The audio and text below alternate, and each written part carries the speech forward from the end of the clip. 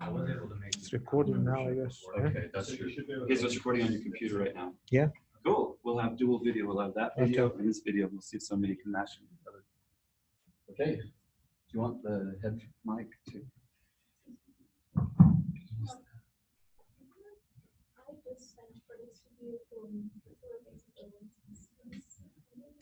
Yes. It does affect this. But then mine has access to that, so. She said she signed up to it. Oh, okay.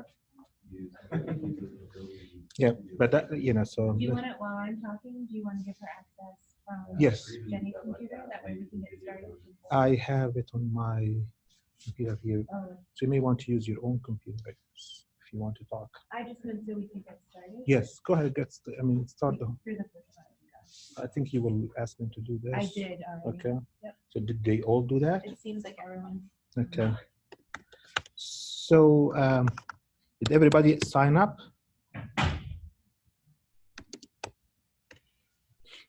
So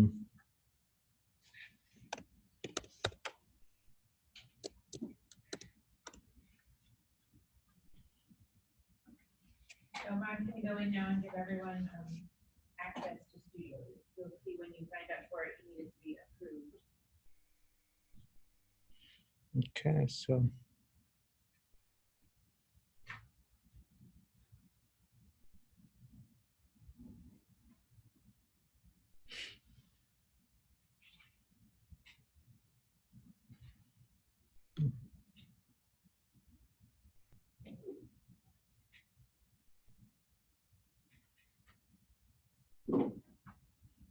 Yes, okay.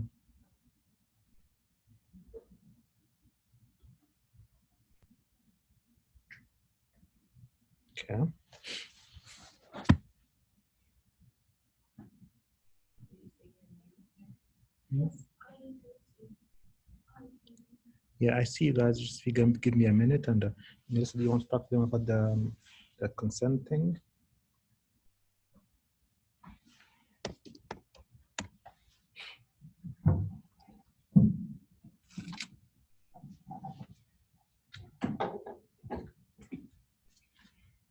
All right, so before we get started, we would like to video this to use in future PD, our professional development or training with anyone who might be interested in HydroLearn.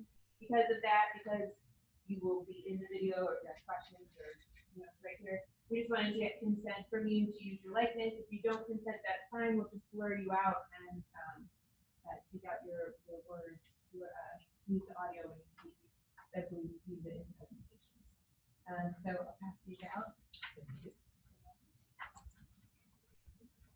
And then on the back, you just sign, check that you would like your image to be blurred. Can you make it look good? Jenny, you're next.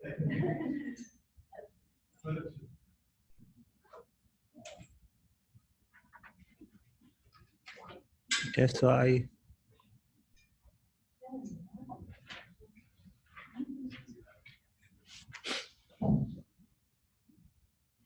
I'm just approving the accounts now, so it will take me a second. And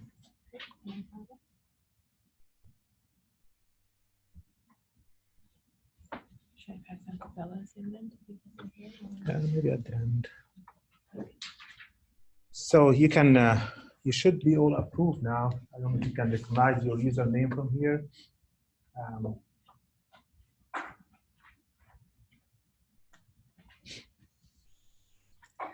So was everybody able to get into the HydroLearn site? You can actually try to see if you should be able to have access to the main page if you just explore. Yes, this should be the same. This is the. You should have actually access to two different pages. One part of Studio, another one just that explains it here.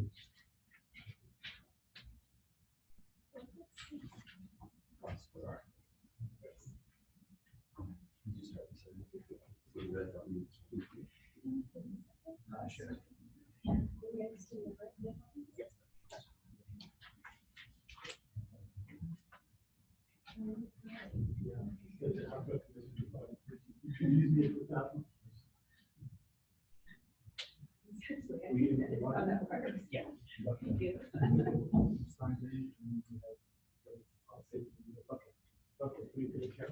So, so before we get started, well, I know we're a small group and appreciate everybody coming and leaving the exciting sessions there. Hopefully this will be as exciting, and we'll go around the room and do a quick introduction. And I'll start by myself. My name is Imad Habib. I'm a professor with the University of Louisiana Lafayette, and I'm a team member on the HydroLearn project. So we'll go around the room and everybody can introduce themselves. I'm Melissa Gallagher. I'm an assistant professor of mathematics education at the University of Louisiana Lafayette. I bring the education lens. We'll go with the project team first. David, if you know. So I'm David Tollotton. I'm based at Utah State University, and I'm one of the investigators on this. Okay, well, whoever goes. Jenny. My name is Jenny Bird. I'm a master's student at the University of Louisiana Lafayette, and I'm one of the team members for filming. Everybody knows Dan, right? So. I'm Dan Ames, professor, also a team member on it. Right. Excellent camera. I think we have Scott too, right? Scott Black,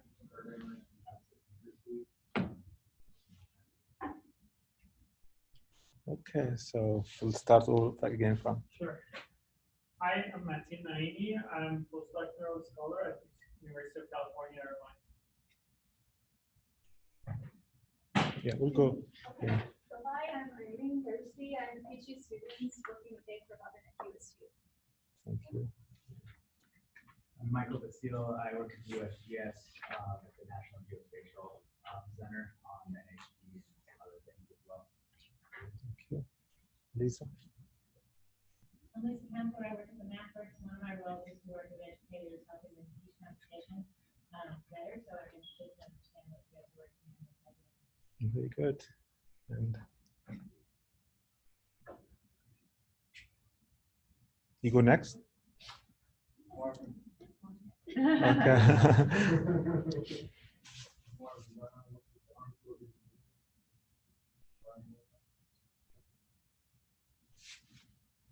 I'm John Pollack. I'm program manager at Quasi.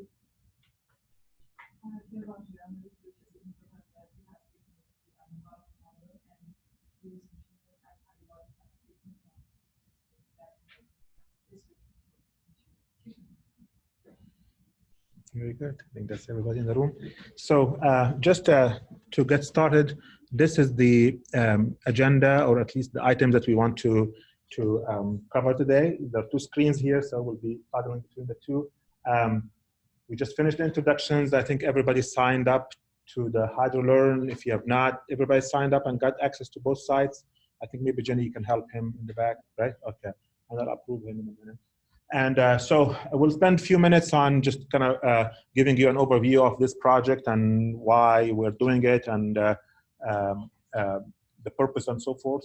And then Melissa will give us some background on the research behind the HydroLearn pedagogies, and how we are bringing state-of-the-art research on how students learn and how people teach, and how we are trying to help the community actually practice those strategies. And then we'll go over an overview of what HydroLearn looks like from a student perspective. So that's when you'll start interacting with the system a little bit. You're welcome to play with it now if you want to, but we'll have time for that. And so that will be, David will show us a module that he created and we put on the HydroLearn site. We'll look at it from a student perspective.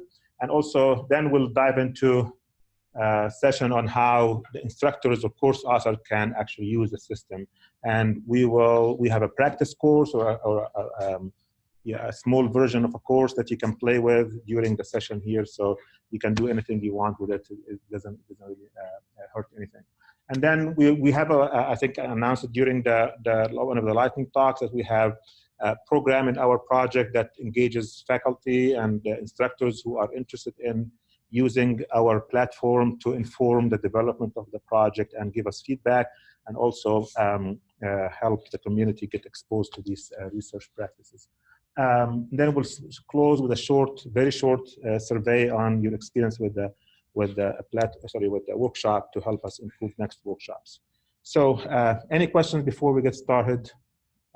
Did I forget any announcements? Or we are recording for just the purposes of analysis and assessment and so forth. I think everybody signed. Okay, so we're good, right?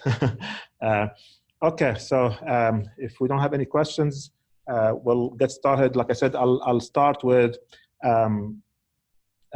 just giving an overview of the project. I think we introduced the team. We have more members here, but I just listed those who are available today, I think, in the room. Like I said, this is funded by NSF. We acknowledge the support. We had a history of funding on hydrology education since 2008 almost. It's been 11 years now, and a series of projects. And the last one of those is basically focusing on how to work with the community, how to support adopters instead of focusing on developing content. We'll have content development in the project, but the focus really is working with the community on how to spread these practices and get the course contents adopted by different people. So, okay, so just in very quick overview of what is HydroLearn. HydroLearn basically is an online platform. That's what you just signed on here. That's a platform for the project. But the purpose of our project is basically, we have two objectives. The first is to enable instructors and support them to develop, share, and customize, reuse active learning resources in hydrology and water resources education. And we want to alleviate barriers against adoption. So when somebody develops something, why does it die after that development effort is gone? What are the barriers that stop this course content? It might be the best course content, a cool game or a cool tool, but it's just not sustained. It does not get used past the project period. So how can we help that go away? That's something NSF is very concerned with, that they invested so much in developing these course contents, but not a whole lot of usage past the project period. So that's really what the project is about. It's to discover the research behind, how to support instructors and how to alleviate barriers that stop them from dropping. So using the platform, which is a tool for us, is really not the end goal of the project. That the platform is a tool to do that research. We want a user, a professor, or will go there and explore courses, find material that they can use in teaching, maybe can customize it according to their own needs, and they can share it back on the same platform as a new material or a new resource. And then we also embed in the platform. The platform will allow the instructors to evaluate the student work through learning objectives and learning assessment tools so that they can use them in classrooms, right? So that's one of the bigger barriers, that the course or the material looks really attractive, but I don't have the mechanisms to implement it in the classroom because of whatever reasons. So we're trying to address these needs. And we will get to see some of that functionality today in the platform as we work with that practice course that I just talked about a few minutes ago. The second objective of our project, and I guess it's really the overarching objective, is to support student learning. That's the ultimate goal, of course, of why we teach and why we want to do a better job at teaching. We want the platform to serve key topic areas in hydrology that we all use in our classes, whether it's rainfall runoff processes, flood design, for flood mitigation, and maybe some advanced topics that are emerging in the field, energy, water, food nexus, flood warning and forecasting. But really, the platform can be open for any type of material that adopts certain protocols in terms of active learning and good pedagogies, practices. Those of you who are in the engineering, I guess everybody almost, right? In engineering, we know that there's AVET accreditation. There are certain outcomes that the professor has to meet. They have to give it to the program, to the department head, and department has to compile it. And we all try to run away from that job because it's just a very time-consuming, and we don't think it's really that exciting. But so the system here, the platform, will help the professor when they develop their course to tie their learning objectives to ABET outcomes, to that they can meet that criteria as well.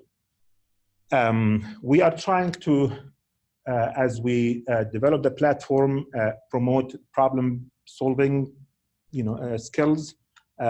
Melissa will talk more about what that really means and how it falls under active learning, which is an overarching strategy that we're trying to promote with the project.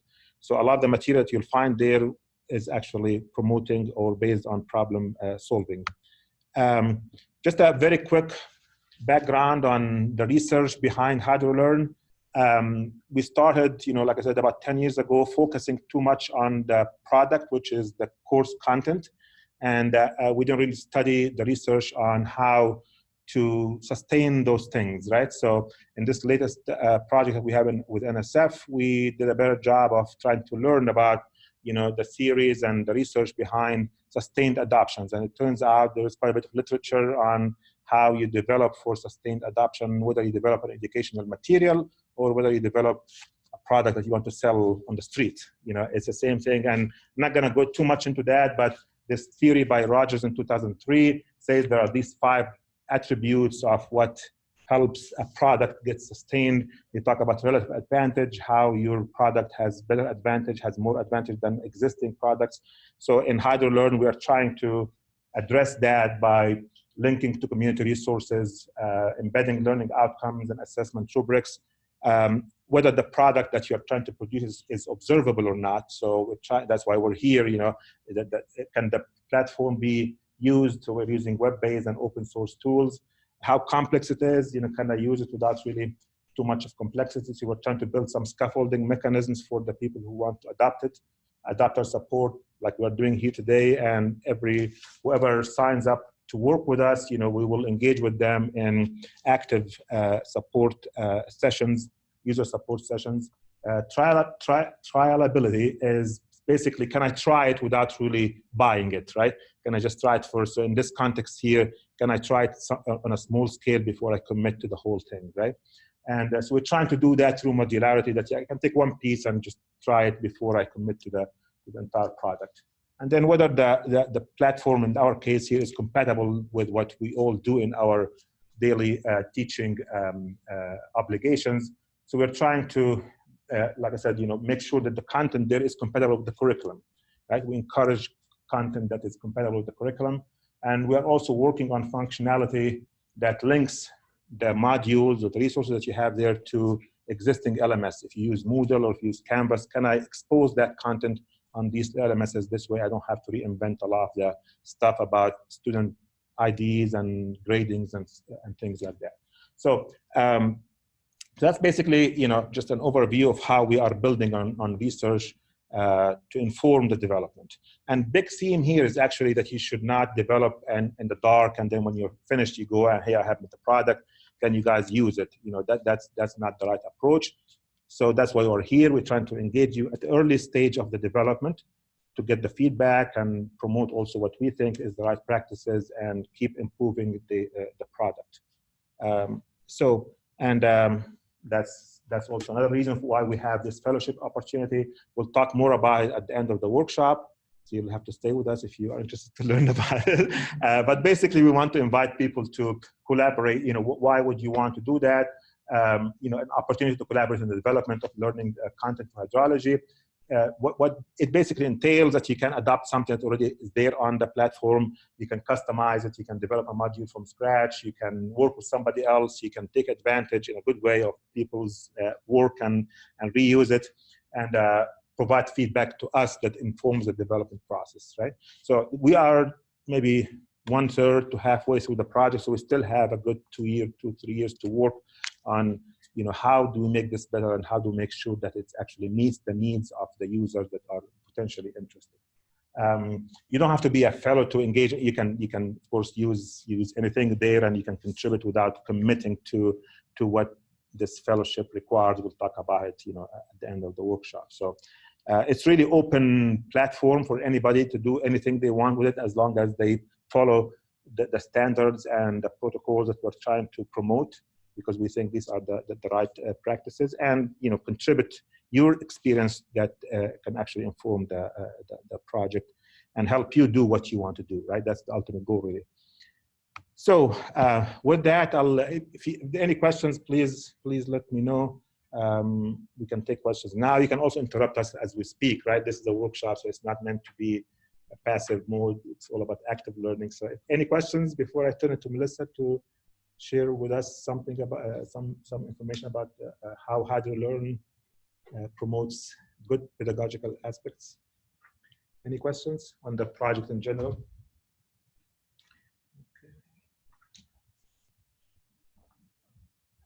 I'm going to switch screens because I have the clicker on that one. So HydroLearn is an online platform for sharing modules, and these modules are created, the ones that exist there are created based on the research behind best practices in education. And so we're going to talk to you about 4 different methods today. I'm going to talk about I'm going to talk to you about active learning methods, which is basically an umbrella term for anything that's not lecture. And within that, I'm going to talk to you specifically about problem-based learning and cooperative and collaborative learning. And then we're going to talk about authentic online learning, because that's really what HydroLearn does, is it brings those other things together within an authentic online learning environment. So would you give me a thumbs up if you have ever felt bored after about 10, 15 minutes of listening to someone speak? They were bored after me as I spoke. Definitely not. Would you hold up 2 fingers if you've ever, keep your thumb up if you've ever been bored listening to someone speak for more than 10 minutes, and another finger if you've ever heard a student, yourself, a peer, one of your own students say, when am I ever going to use this?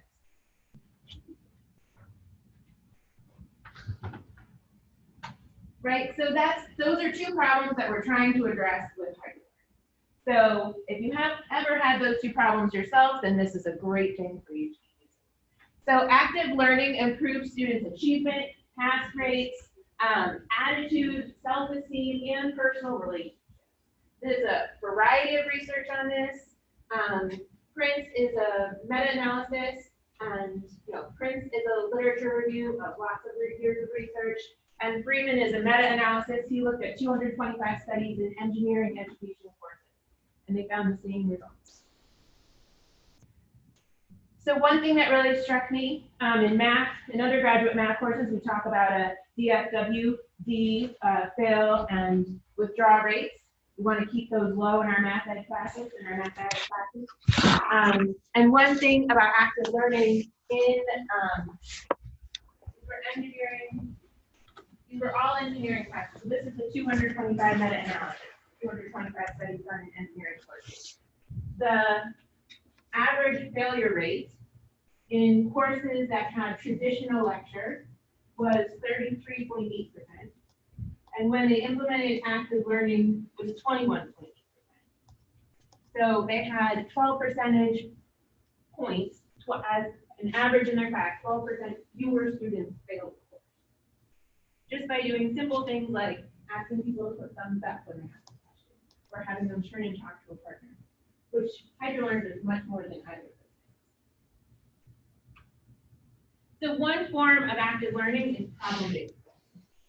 So let's talk about traditional problems versus problem-based learning. Because when I talk to faculty about this, they say, I do problem-based learning. I give a lecture, and then I give a problem set. Problem-based learning. But that's not problem-based learning. So let me clarify for you. In a traditional environment, you tell the teacher or faculty, instructor tells the students what they need to know, they memorize it, and then they solve some problems. Usually these problems have nice clean answers. One answer, maybe I can solve 10 in an hour. That's traditional. In problem-based learning, the instructor assigns one problem before the students know all the context. That's some background knowledge, but they don't know everything they need to know.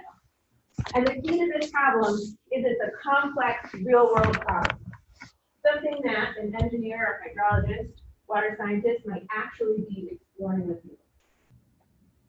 This motivates students to want to solve it, and it fixes that problem of, when am I ever going to use this? Right? Because they know it's something that they will use. That motivates students. So this is a really interesting thing, but sometimes students will ask, can you lecture us on this topic? Because we need it to solve the problem. Can you imagine the motivational difference when a student asks you to lecture them on a topic? And so then a majority of time is spent working to solve that problem. So this has also been tried in engineering courses. So this is a study from Yadav, Subedi, and Bunting in 2011. They did an ABAD design with pre-test, post-test at each time. So the A was traditional lecture, a unit using traditional lecture. B was a unit using problem-based learning. Then they did another unit using lecture, and another unit using problem-based learning. You can see the difference in slope in the B lines as compared to those A dotted lines. So remember, B is problem-based learning. So in both problem-based learning modules or units, their student growth from pre-test to post-test was much greater. In fact, they claim that their students learned twice as much, or at least twice as much, in problem-based learning as compared to traditional lecture. So I also said I'm going to mention the terms collaborative and cooperative learning. Collaborative learning is just group work, and kind of group work. Group work fails for lots of reasons, right? One person does all the work, one person doesn't do anything, the team gets mad because somebody wants the font to be black and somebody else wants it to be blue. There can be all kinds of problems with teamwork. In spite of that, collaborative learning is helpful to student learning, but there's something even better.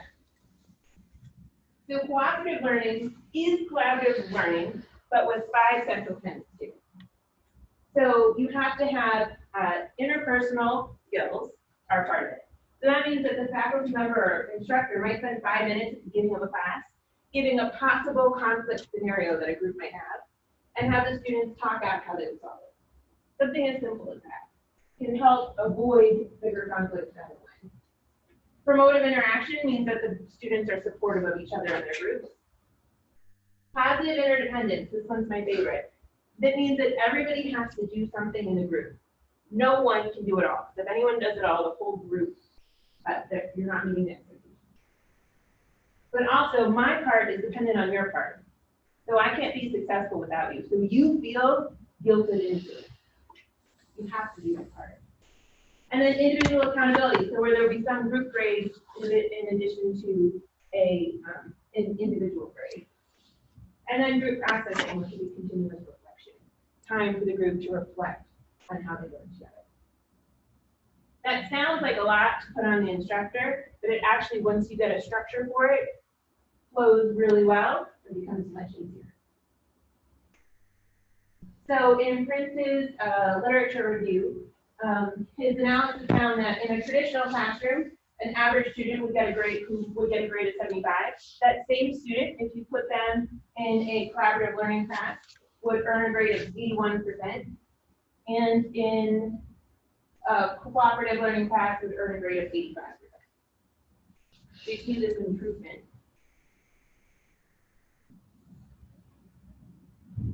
All right, so the last practice I want to talk about with you is authentic online learning.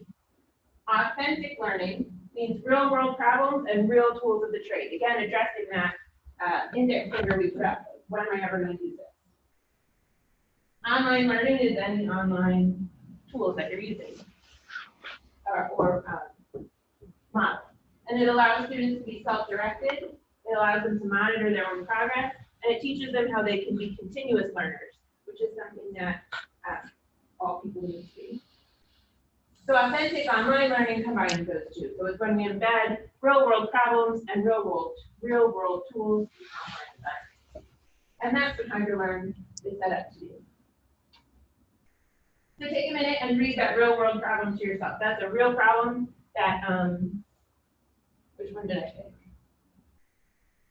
I think that's from the module that Dave's going to share with you in a little bit. So take a second and read that problem to yourself. I want you to look for, is that a real world problem or is that something with one easy to find?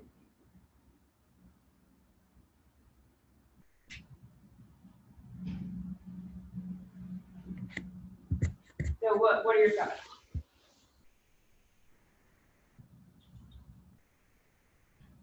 Try not to. Try not to. It's a real world problem. Would you consider that a real world problem, or do you think that that would have one answer that Randy would have given? I was being facetious. I said easy to single problem because you can find a solution on the internet on my web page. This is the first I've actually read that the one, and I think this is nicely open-ended. I guess it just needs to be maybe it would need to be given instead of past tense, future tense. We'll use it because you guys have developed. I guess the student will not have developed. So we did pull this from the middle of them. Oh, okay. But I feel like it's kind of open-ended because he says analyze data. He doesn't say, calculate the exact cost benefit. So analyzing the trade-off sounds sort of open-ended to me. And I'm sure you could imagine other problems that you could write that would also be open-ended, or maybe even you have suggestions for how to make this one more open-ended. We also are able to integrate in HydroLearn some of the tools of the trade to get students practice with using this. In interviews we've done with students who have participated in using these modules, they have said that hands down the experience that they got with Excel and Tech HMS made them feel more prepared and ready for the workforce. So there is research on this. We implemented the Dry Canyon module in our course in 2 courses last spring of 2018, and collected student data on it.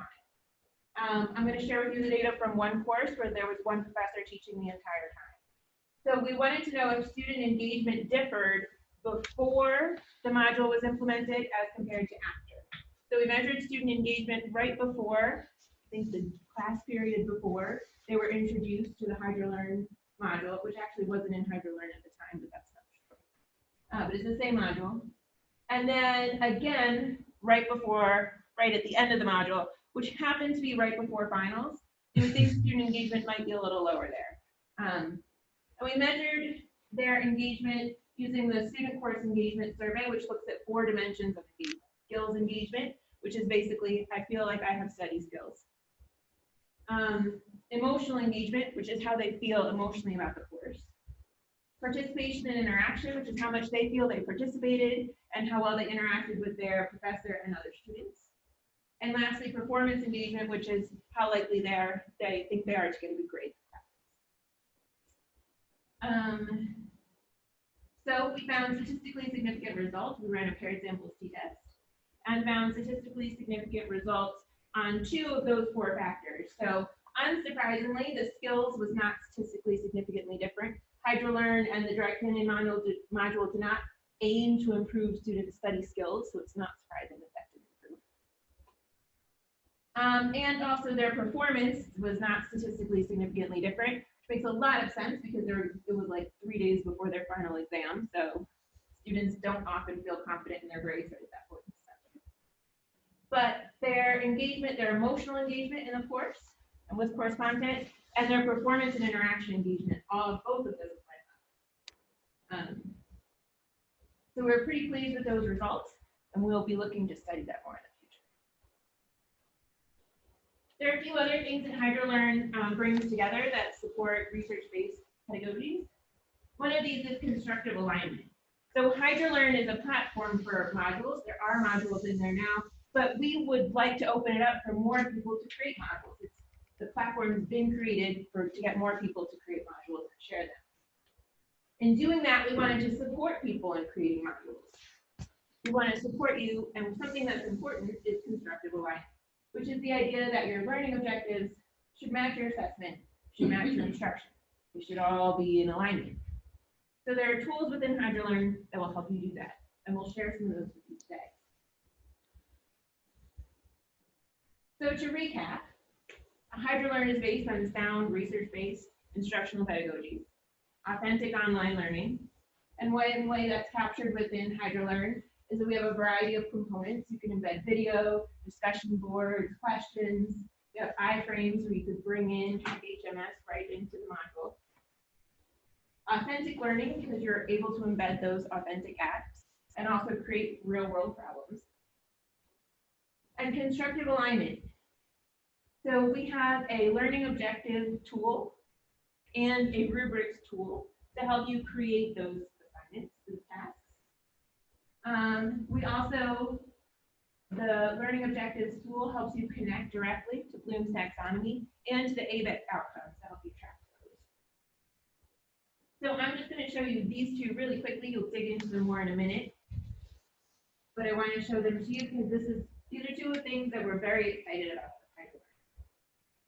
So creating good, clear, measurable learning objectives can be challenging.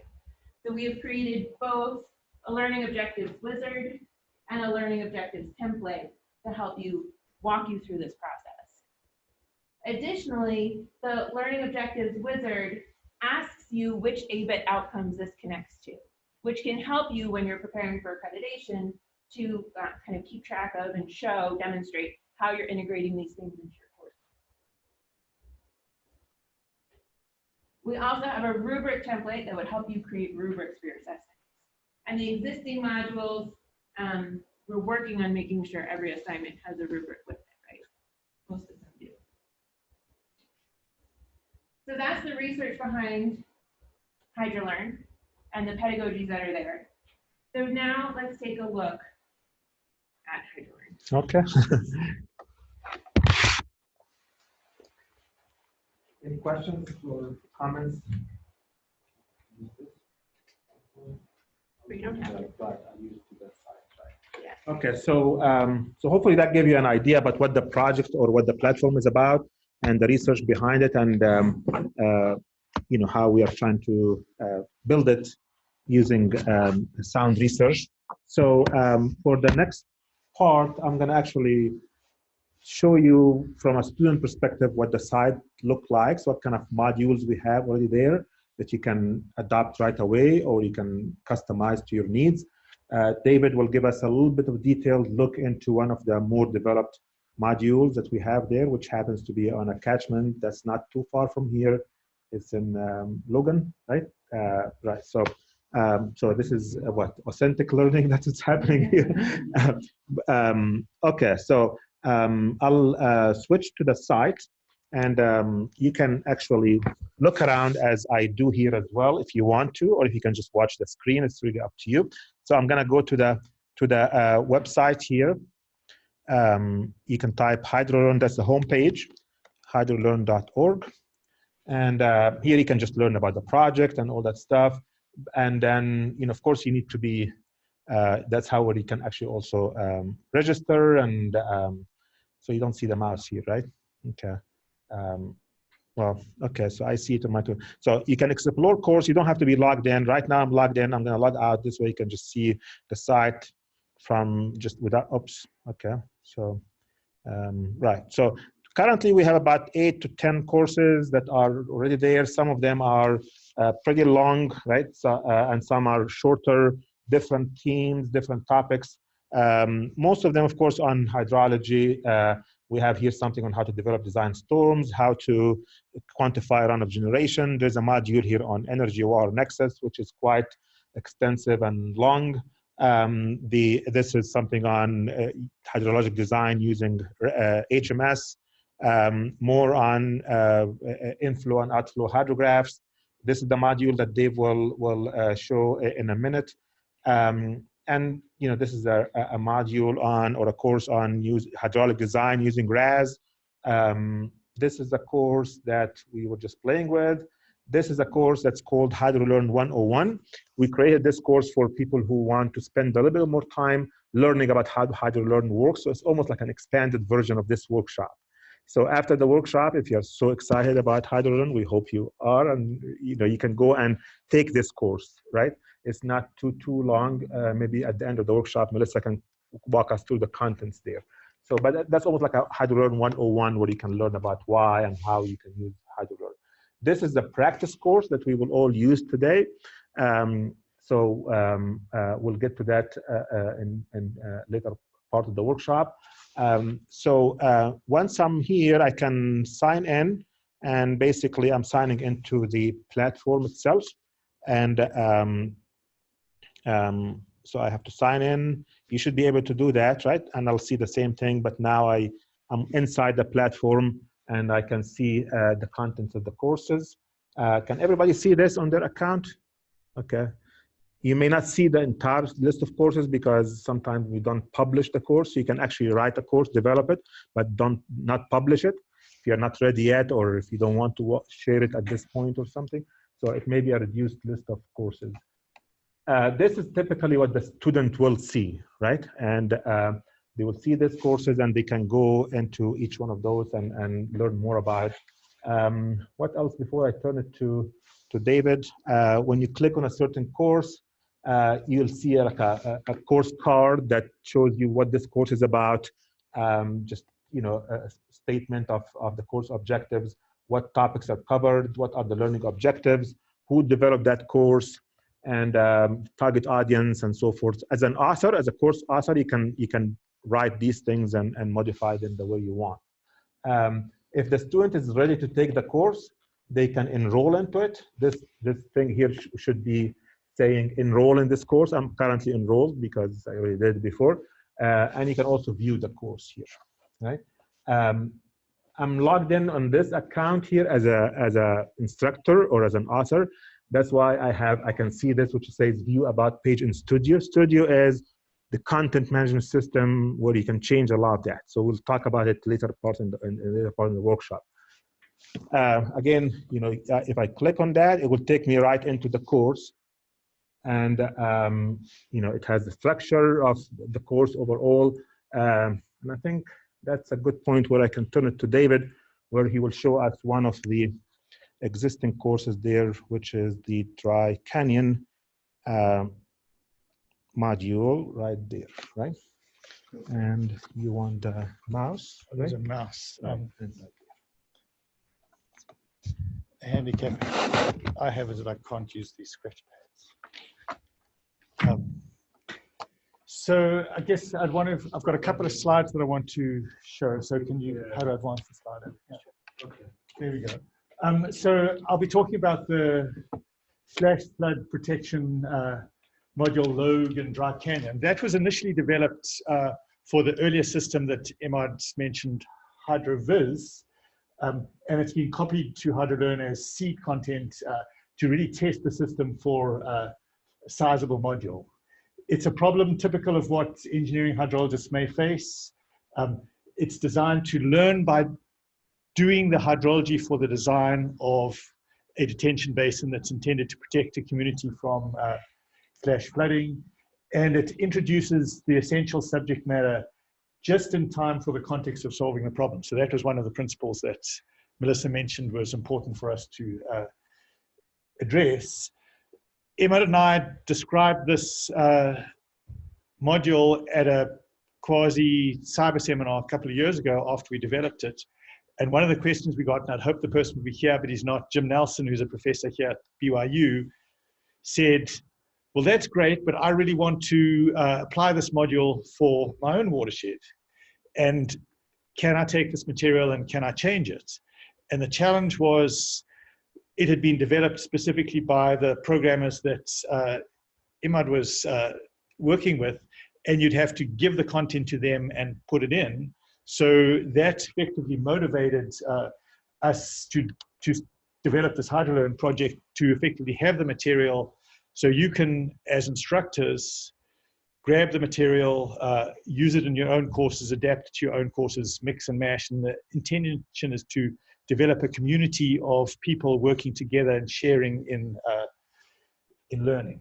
So I guess there's this pointer here.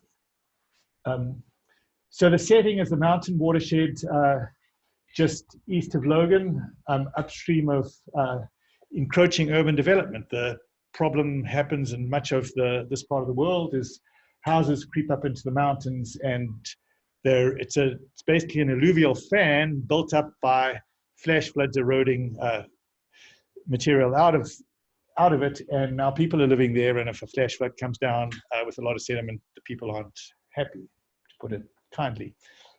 So what if you'd been the design engineer responsible for designing it? This is the detention basin that was eventually built, and it's protecting the community down below. So the implementation of the approach to solve that problem is, first you need to know something about the watershed. So the outline is you go down and you have to learn something about watershed properties. So after having posed the problem, we said, let's learn about watershed properties, and there's a section on that. Then you need to know something about the rain. So where do you get precipitation data? How do we quantify precipitation in terms of statistics? How do you get a design storm from the data that we've got? After it rains, what happens to the water? How much of it infiltrates? How much of it runs off? So you need to know something about that. If you're a student learning hydrology, you don't know that initially, but the module takes you through how to learn how to do that. Then once you figure out how much water runs off, you have to figure out, okay, so what's the inflow to this basin at the outlet? And you can start learning about inflow and outflow hydrographs, which is another set of concepts that are in hydrology.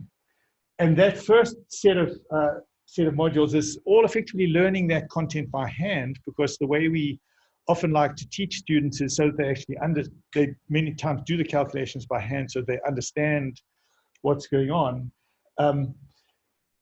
But in engineering practice, students will use software such as HydroLearn for solving the problem. So then there's a sort of parallel section in the last module where you take this software and go through and implement that. So who can tell me where one of the tools that Melissa was talking about are featured here? So where is authentic learning? Kind of section 1, understanding the watershed, the real problem of watershed. Okay. And getting familiar with the watershed that they want to run and work with.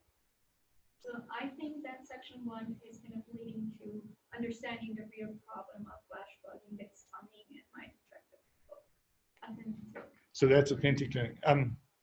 Anybody else? Any other places? So sorry, what, I forget. I don't remember everybody's names. Can you identify another place of potentially authentic learning? I really agree with her. Yeah. What about using HIC HMS? That's what I was thinking. Yeah, so I HMS. I mean, it's authentic learning because we're using the professional engineering tool Okay. that we're going to see. Okay. In terms of the watershed thing you mentioned, doesn't it depend how you do that? It certainly does depend on, so we could teach many of these subjects from an authentic learning perspective or not. And and I guess one of the things as we put content in HydroLearn, HydroLearn will help you do it the proper way, but you will still be able to leave things out if you don't pay attention to it. So I guess there's no real solution for, I mean, it doesn't do everything for you. You still have to work through it well. So I think that was all I had. Okay, so now I'm going to go back and let's see if I'm going to go back to slide 9, which is where Melissa had some of these things listed. And as I go through the module, if you see one of these things, call it out. That's my attempt to get you guys to stay awake or to make it active learning. The code word for active learning is get you guys to stay awake. So, because I have a bit of a reputation when I teach hydrology at 2:30 in the afternoon, which actually is often of putting the students to sleep, which is kind of sad. But we developed in one of my classes a trick, and let's do that. We had the 2:30 stretch, so it's not the 7th inning stretch. So everybody stand up, turn around. So, okay. Let us do that one. Yeah. There's science behind that. Every time you move, every time you let students up to move, you reset their attention span. So adults have like a 10 to 15 minute attention span where they can sit and listen. So if every 10 to 15 minutes you make sure they can talk or move or do something, you'll reset it. Now David is going to log in as a student. He created a student account, so this where we can see the system. So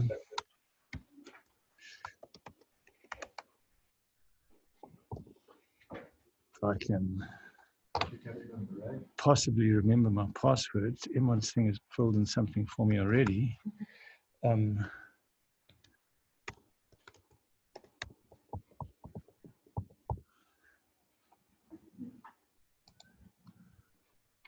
Okay, never. So this student has registered for 2 courses in HydroLearn. We're going to be looking at Logan Dry Canyon. So if we go in there, we see the content that was similar to the slide that you showed. There's these sections that first sort of go through the various pieces of content, showing you some of the devices that we've built into the system. And I'm just going to go fairly quickly working through the introduction and the watershed properties, because that's enough to sort of illustrate the concepts involved. So if you click on the first item, summary, you start seeing text about many of the things that we've talked about. It talks about flash flooding being a hazard in the Rocky Mountains. Does the scroll wheel not work? Apparently not. Counterintuitive, actually. Count? Oh, okay, it's the other way around. All right. So there you see the flow chart that I just explained. It talks about the target audience for this module, the tools that are needed. Anybody want to say something about these tools? That's the Centric learning again? Or? Yes, so 1 point for Emad. And it talks about suggesting how this might be used in the classroom, about 5 weeks of student time. And then it provides information for instructors to get solution keys if they happen to be using the module. So go on next. Now it provides just a bit of background on, well, Learning objective. So is this one of the, we'll learn about how to write learning objectives. And that's really one of the. You mean to show this statement here, or does it carry the answers already? Sure. So that's a constructive alignment item.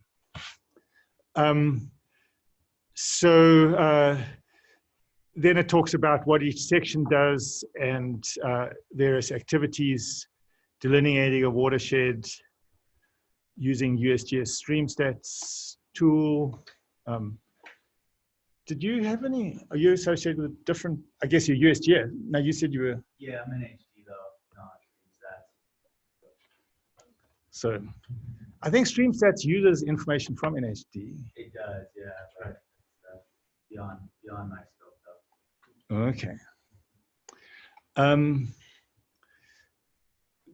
Then it talks about the section on precipitation, goes through the various sections of the module. So clicking through, there's a summary of the learning objectives, and it says there's no specific ABET outcomes for these objectives. Now that may not quite be true, but that really means that as we translated this module from HydroViz to HydroLearn, HydroViz did not have ABET outcomes in it, but now we do.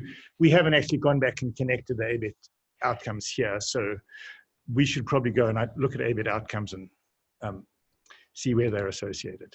So if I keep going, so now we move into the section on study sites. So we've got beyond introduction, and it's we've got embedded maps showing where this watershed is, describing the problem.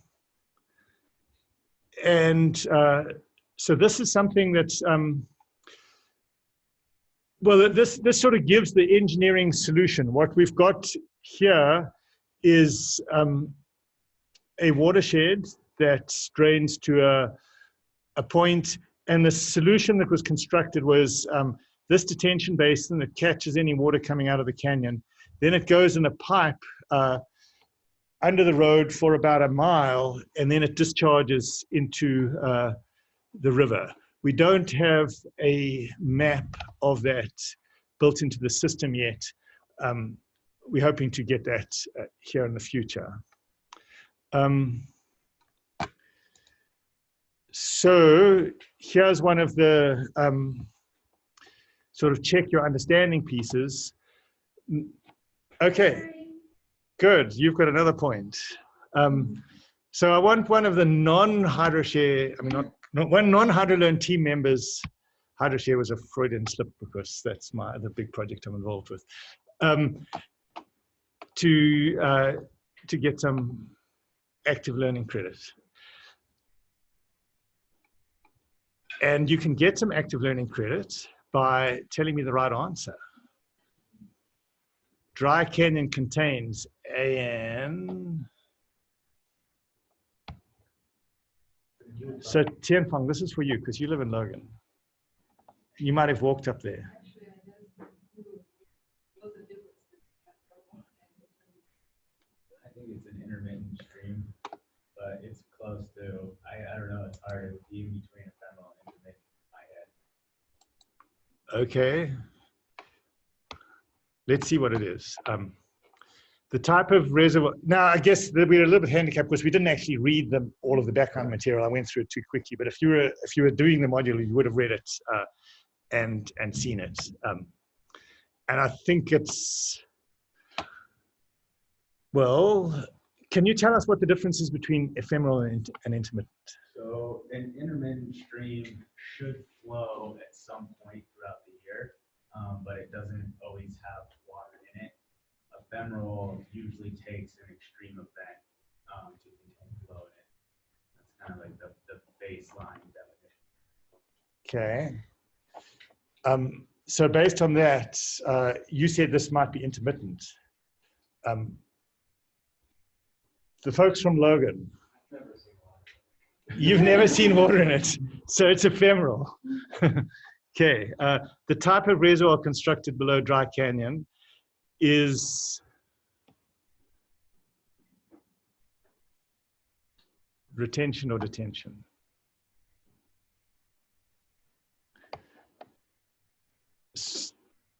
So this is again a fairly subtle hydrology thing. Retention is when the water's actually sort of kept afterwards for storage or wetlands or something like that. Detention is where it's only temporarily kept for to effectively release later to reduce hydrology peak. So we could do that. The functional purpose, oh, this thing goes a different way, of the reservoir constructed below Dry Canyon has got to be flood control. Sure, I'm just going to click hydropower because I want to see what it says if I get something wrong. So I'm going to go there. So now it's given me partially correct 2 out of 3. So this is one of the sort of check-in functions that you can develop for students, and it'll show that they got this one wrong and the other 2 right. So if I click flood control, and now it gives me all of them. So there's a little bit of a The system can actually track how many attempts the students made.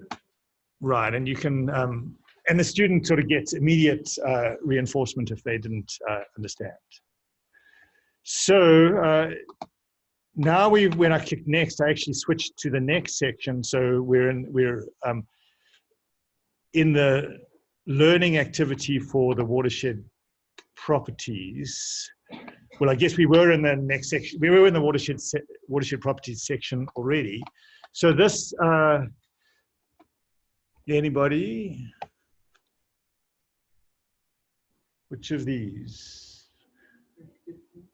So this is going to be active learning, yes, and hopefully also authentic learning, because we're going to, it explains what a watershed is, and it says the results from this activity should include a figure, a table.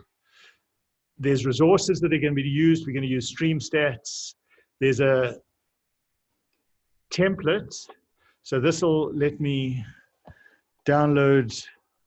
Can I open it immediately on a Mac? And I think just download it. So what must I click? Save? Save, yeah. Okay, and there. So this is a template provided to students where they can sort of fill in their results in an easy way. So it's going to be asking for things like the watershed area, the mean slope, the percent forest, that are the sort of things that you'll get out of stream stats.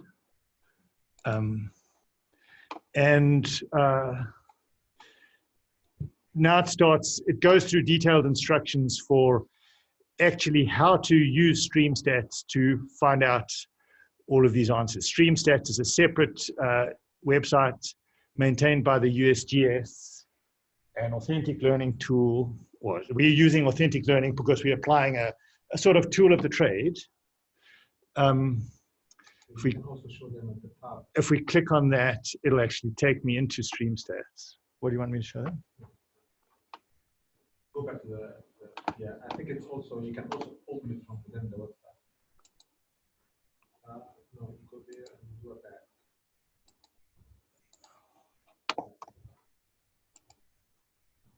So at the very top, you scroll up. There's a tab here that says USGS stats. Oh, so I could have opened it there, The tool is already embedded. and then it would have been embedded in here. So depending on if you want it sort of inside the frame, inside HydroLearn, or if you click on it and you go to just the website as you would otherwise. So let me go back to the course. And I'm in the watershed properties section on Dry Canyon learning activity. So it takes you through fairly detailed steps, and you fill them all in, or you fill in the answers you get in that template. You have a little bit of checking in, what's the approximate area, to sort of validate your results. And we didn't actually do it, so this is to ensure that the student is on the right track. Right, so end up building up. I don't know what we do if it's 4.5 square miles, but anyway, hopefully it's not. And I don't know whether I got the right answer. What's the slope? I'm going to guess that. Approximate length. And I'm having, let's see. Whew. All right. I guess I must have done this a few times. So then this just gives a bit of guidance on the writing that we're asking the students to do. Imagine you're a scientist engineer at a consulting firm. Your boss has requested some things. Is it rural? Is it urban rural? Are there structures? What's the shape of the watershed? How steep is it? And then here is, what is this?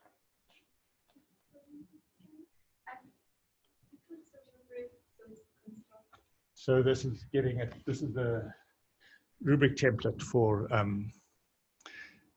helping the instructor grade the students, helping the students know what the instructors expect. I mean, the rubric is intended to serve both of those needs. It's really good for students because they get a sense of, well, I actually should have a response that discusses at least 2 physical features of the watershed if I want to get a lot of points. In this case, I should have answers that are complete and accurate. I should fully describe all the features. So they will be trying to write their solutions to meet those requirements or exceed those requirements, and then the instructor will grade like that. So I hope you get a sense of the way HydroLearn works in terms of presenting some of this material from the perspective of a student. And you are welcome to work through the whole module at great length if you're so interested. I have a question. For the summary learning, for the summary questions, is there a place they can submit the answers, or they separately send the document to their class? So not right now in HydroLearn the way we have it, but there is a capability for HydroLearn to be linked to the learning management system of the specific university. So now at Utah State, we use Canvas. At Louisiana, they use Moodle. You could, it's sort of instructor dependent. An instructor could just give the students instructions and say, okay, create this document based on what's in HydroLearn and submit it via Canvas. Or the instructor could do this sort of work to link the two and have it more seamless. Most of the time with me as an instructor, I would just sort of give the instructions to the student, but I'd have to work through the sort of seamless integration. I don't know. I mean, Emma, you've worked through the seamless integration. Yeah, so there are different options. You know, one is that you can submit through the system directly. We don't have that implemented yet. They can submit answers to quizzes and those multiple choice questions, but if you want to submit a file, you know, that's not implemented yet. But like Dave said, you can link it through your own LMS and then you can submit the file there.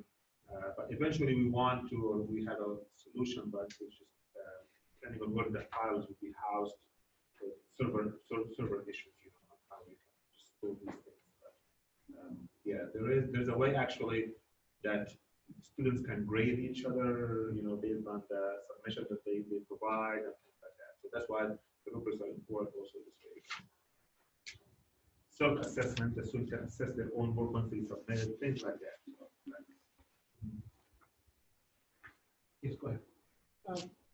Is it possible to limit the access to like these active learning things? Because if you want to have like pull-up question, you change it all the time, or maybe like limit the access to those questions for next year or something? Yeah, as you develop the module, you don't have to expose everything. You can write stuff and not publish it. Not publish to the student, to the viewer, right? So it can be there, but you just not publish it online. You not publish it live. Okay. Right. I mean, there's a bit of a sort of a trade-off there. We're trying to kind of promote a community of instructors who share and collaborate around learning material. So we want the material to be open so that other instructors can benefit from it. You notice we had the questions out here. We didn't have the answers. So the answers you would have to have perhaps contacted Emma. Or if you're a good instructor, maybe you shouldn't really need to get the answers from a system like this. You should be able to figure out the answers yourself. But yeah, there's a bit of a trade-off and compromise there. With HydroLearn, and as you work through the instructor part of it, you will be able to you will be able to effectively copy a module, adapt it to your own site. Perhaps in that place you can bring in your own questions, and then you keep the ones that you don't want to sort of have other people or your students have access to for the following year. You just keep them to yourself. But we all know that there are sort of Bibles on courses that are out there on the internet for students to work through your course. Okay, so I think that's my part. I hope I didn't take too much time. How are we doing on time? We're good. We're good. Okay, thank you. So for the next part now, that's the more engaging part, I guess. We will work through the system from a instructor perspective, and Jenny will actually guide us on a guided play. We call it a guided practice on how to use the system from an instructor perspective. So now you are an instructor. We will have to log into Studio and see how we can modify things and so forth. But she will run through a few slides highlighting certain things that we will do, and then we'll jump into Studio and start playing with things.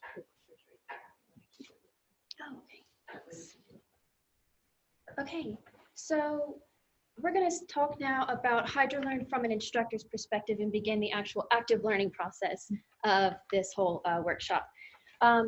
So by the time that we leave here, you won't be HydroLearn masters, you may be like HydroLearn Padawan learners.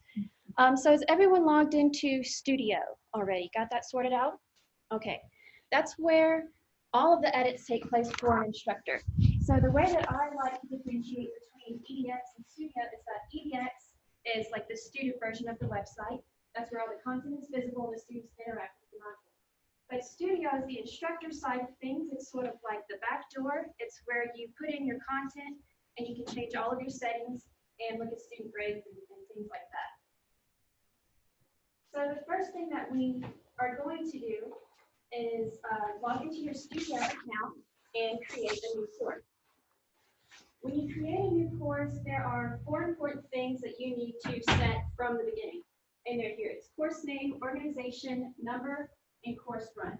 All of these things will become part of the course URL. And this is just an example of what a URL looks like. So when you create your course now, it doesn't have to stay this, it can be whatever you would like it to be, because you're going to later import a course and keep it for your own reference. So go ahead and log into Studio. Right. So you basically have to go to studio.hydrolearn, right? So type here Studio, and you should be able to sign in, and that's what you should be able to see here. So, or at least some of these. Is everybody on this page here? Okay. So don't say it's everybody on this page. Say thumbs up if you're on this page. Okay, thumbs up if you're on this page. Okay. Right. I didn't get thumbs up from the back. Good. Okay. Very good. Okay. So, and then you go and create a course. So basically, plus, yeah, new course. And that's where you need to populate those things that Jenny was talking about. So a course name, pick a course name that, anything you want, really, right? So, right. And then you can write your own university if you want, or your own organization. It doesn't really matter. You can give it a course number. And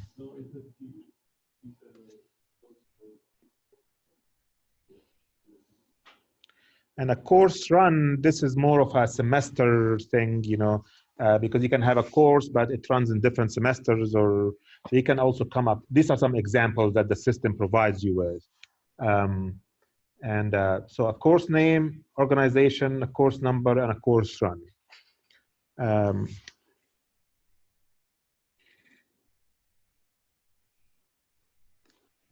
John, you're with us, John? You are with us? I'll just catch back up. Okay, yeah. Okay, so everybody passed this stage?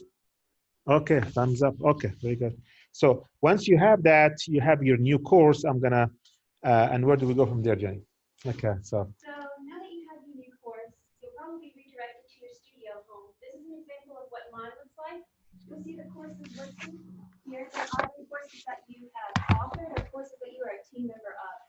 So right now you may only see one course, the one you just created. So go ahead and go into your course. Oh, that's right. First we need to go and get the download link. Okay, so what we're gonna do now is we didn't want you to create a course from scratch today, so we prepared a practice course that you will import into your own course, and this is an example of how you can actually take a course that exists on HydroLearn and import it into your own new course to become yours.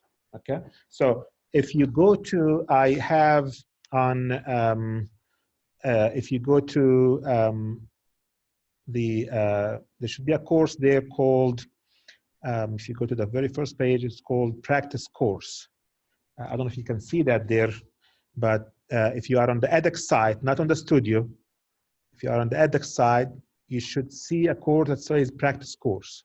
Did everybody see that? Okay, if you see it, you will find a link here, right? So I just basically put a complete copy of that course. I shared it on Google Drive. Does everybody see this link? Right? Okay, so just go ahead and download that file. Just copy and paste it into a new web browser, and it will download it for you. Okay, you can download it anywhere to your own desktop or wherever you want. When you're done, please raise your hand or say it when it's done downloading. Okay. And feel free to stop us and ask questions if you get stuck along.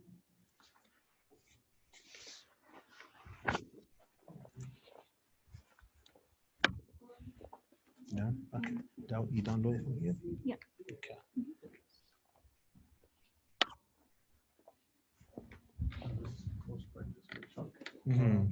Yes.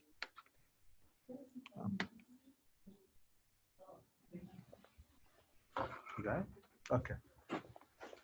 So now you could have done that also with the dry canning course that they've had, right?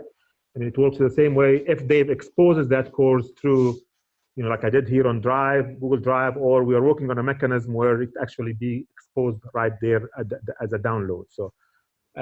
So, okay, now you can actually go back to your studio account, right? To your studio page, open the course that you just created, right? If you go back to your studio account, and there will be like a tool here. So this one should be empty, right? That's a new course that you have. And you go there to Tools, Import, right? And just look for that zip file or that file that you just downloaded and import it into your new empty course, right? You have an empty course. Now you're just gonna import a whole new course that somebody else gave to you through HydroLearn.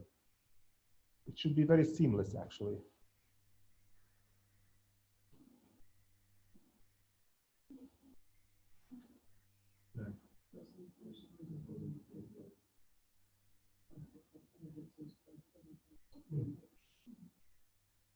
Okay. Yeah. So. Yeah, I will.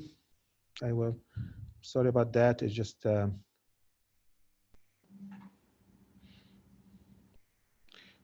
what's the file extension that you have there?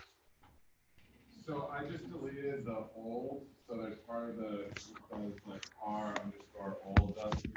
Right. But I took out old. Yeah, please do that. Yes, just remove that old. I added because for some reason, but yeah. So once you delete that, you can actually import it. So you got it imported? Yep. Okay. So everybody got it imported into the system? This will also show how you export it. Yeah, export it the same way. Actually, there's a tool you can export it. So that's how I was exporting. So tools, export, and then I think you exported before I finished uploading my material. Because it only supports 7 zip files.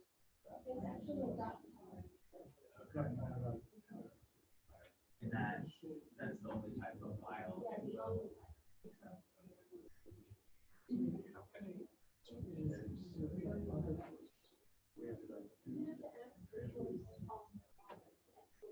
Oh, okay. Yeah. So everybody got it in your system? Okay.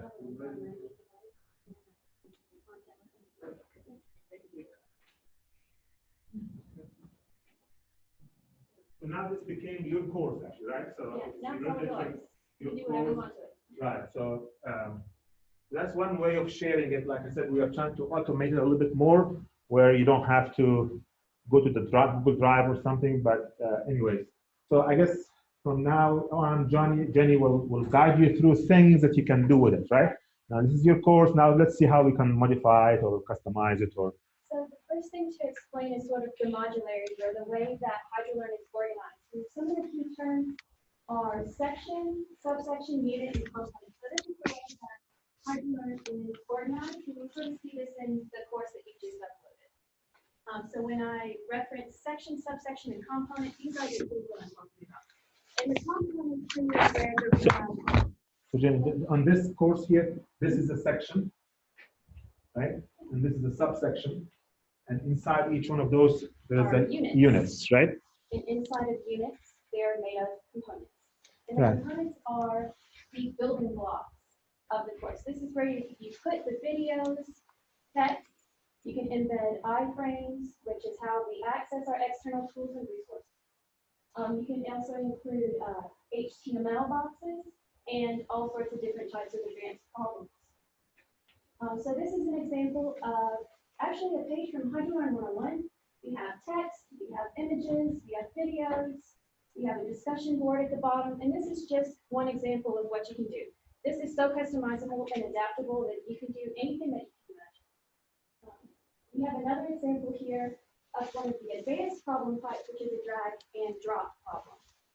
So you can upload your own images and add the text, and the students will drag and drop, and it provides immediate feedback as to whether or not they got the problem right. Okay, so now we're going to actually do some of the guided play within that practice course that you just uploaded or imported. So we're going to do some very high level things. So time permitting, we're going to look at like learning objectives, rubrics, adding those external resources with an iframe tool, and look at editing content, so adding text, videos, and look at making quizzes. So go ahead and return to your practice course. Can I take that from you? Sure. And I'm going to use the mouse too. Okay, so first things first, let's look at learning objectives. So let's go to subsection 1.1 and look at an example of what learning objectives are. The mouse doesn't show up? Okay, yeah, so I clicked right here. Yeah, it's not showing. Nothing at all. Right, so it will be right there, right? Summary and learning objectives. She's Yes. trying to modify that. Right here. Right? That's Yeah. where I clicked. Okay. So we go and look at summary and learning objectives. You see an example of a summary. The learning objectives that are with it, this is the learning objective template. And this is an example of objectives that you can write, and then they're linked to ABET outcomes. And then if you click up here, this is how we navigate through the course. So click back up here. It'll take you back to your course outline, and we're going to look at the next unit right below it, practice learning objectives. So I've provided the summary that you just saw, and we're going to go ahead and work through actually adding a learning objective and looking at that template. So click down here on advanced, so add new component. Do you want to give them enough time to read this first? Oh, yes, of course. I'll give you a moment. So the idea is that you read that. This is basically what the topic will be about, and we want to write a learning objective that students will get out of this, right? All right, so first we'll take a look at the template. And then when you are ready to edit it, you just click the edit button right here.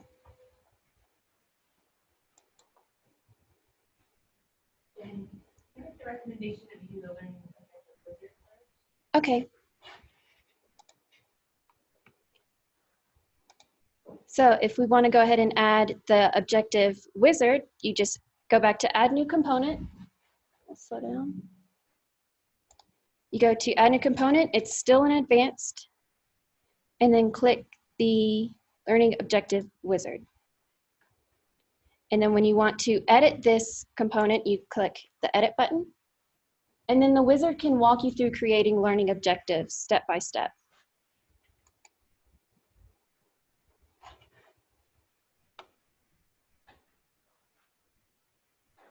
So I'll give you a moment to look through those and let you create a learning objective.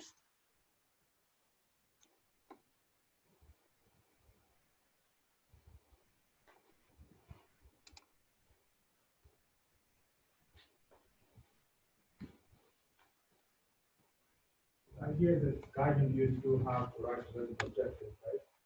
It's telling you what the condition is, what the action is. You can read the examples there. Tell me about the process of engineering this wizard. Oh, and what do you mean? Like, so I imagine it involves looking at the pedagogical approach, obviously the software engineering stuff. So I guess how is that? How do you guys go about designing the wizard, I guess? Yeah. Cool. Yeah, yeah. So, yeah, from the software. Just in general? Yeah. Because that's one of the interesting things about the project, right? You have the adaptation specialist, you have the hydrologist, you have the software engineer. Exactly. So it's a collaborative work. Yeah, exactly. That. Yeah.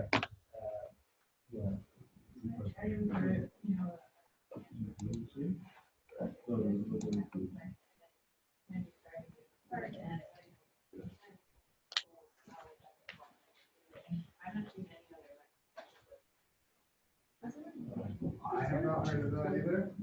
That's Yeah. why I think it's interesting. I agree with that. Thank you. Yeah. Cool.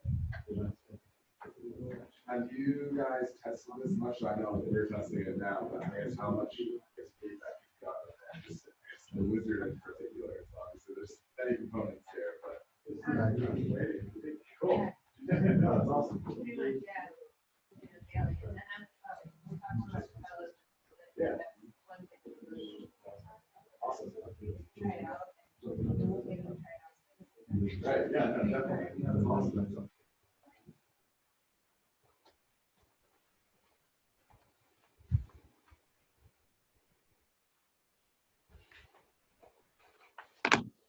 You want to kind of talk about, we can just go edit and show them. Anything here? Any object? Next.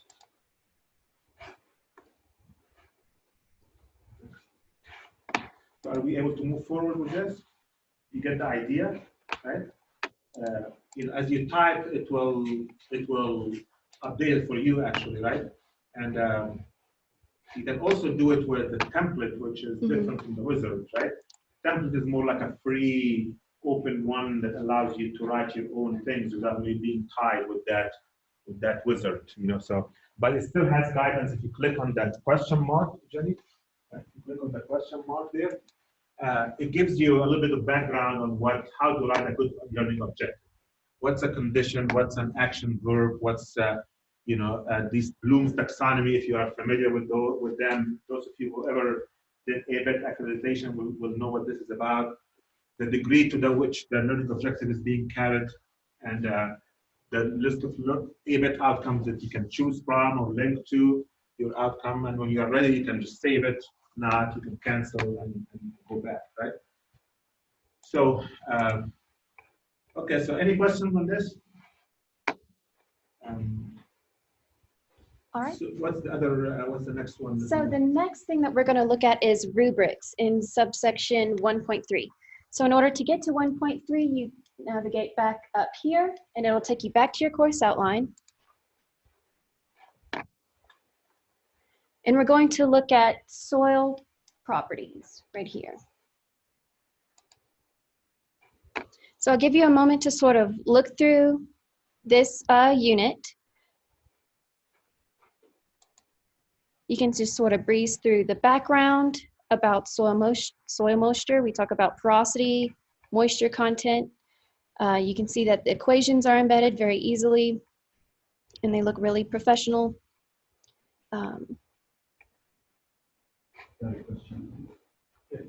Once you're in a subsection, is there a way to, in background, is there a way to just toggle to your next subsection where you have to go back out? Unfortunately, in Studio, yeah, in Studio, the best way to navigate is by using the links at the top of the page. There's also, click on, go into a unit. Okay. You can also navigate to other parts of the unit here on the right-hand side. Oh, okay. What is that? Okay. On the right-hand side, you could also just jump to the next page by clicking over here. Just thinking about if you're reviewing your whole course. Yeah. Through it. Right. I probably spent 100 hours working. So here we have a, after the background, we have a check your understanding. So these are problems that are arranged in a quiz format. And we'll go over that a little bit later. But this is the part we're really interested in. So rubrics really complement learning activities. So when you have an activity that isn't necessarily a right or wrong answer that could be captured with the problem, the best way to sort of assess students' learning is through rubrics. And rubrics often are paired with learning activities. So after the student, completes the activity, they read through it,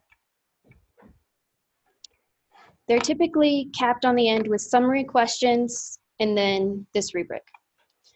And they really help the student figure out, not necessarily what's the right answer, but how do I answer this problem well? Did I cover all of the bases? Am I thinking of everything?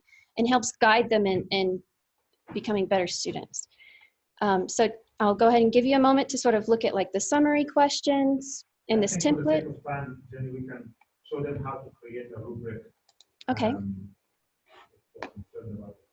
Right. If you click in the next unit, there's actually practice writing one. So in order to create a rubric, you click Advanced. So add a new component, go to Advanced. And then you'll see the rubric template right underneath the Learning Objectives wizard. In order to edit the rubric, it's super simple. All you have to do is come up here and click Edit.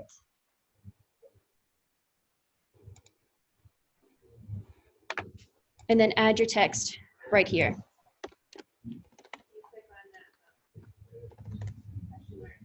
Right. And then this question mark up in the top right, you can see it over here. We'll give you information on how to write rubrics. So this is a super helpful tool. And it also has examples.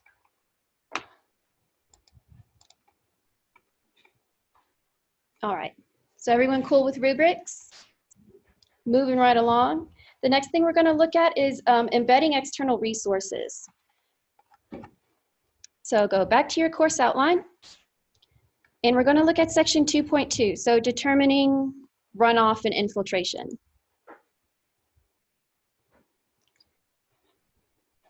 And everyone saw sort of what an iframe looks like. In this course, they have them as pages.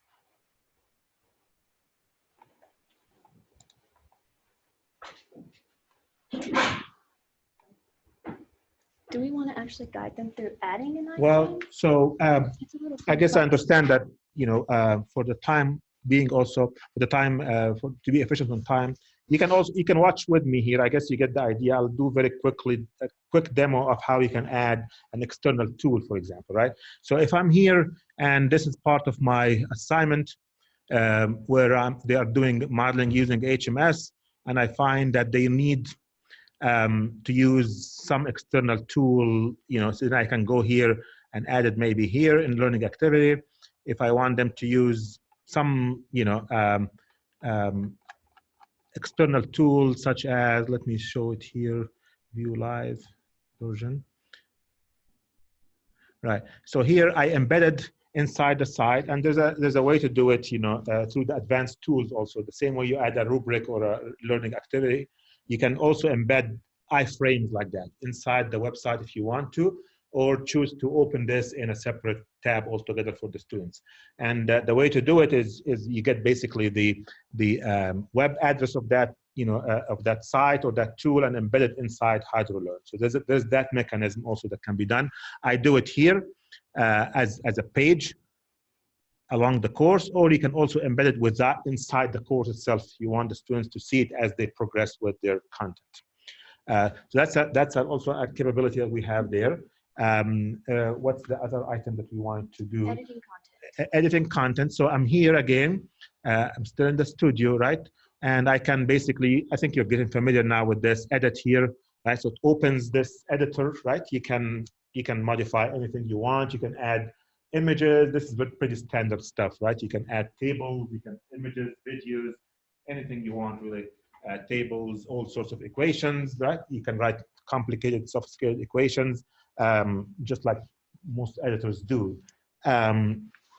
So every one of those is a component, right? A text, a video, a question. You can also add here at the bottom, add problems. That's where you add, whether a checkbox problem, a drop-down problem, multiple choice problem, all sorts of problem types that you may be interested in to build, right? And you can build it from scratch, or you can modify an existing one that, I don't know if we have one here that shows, I'm gonna go there. 1.4 is a good one.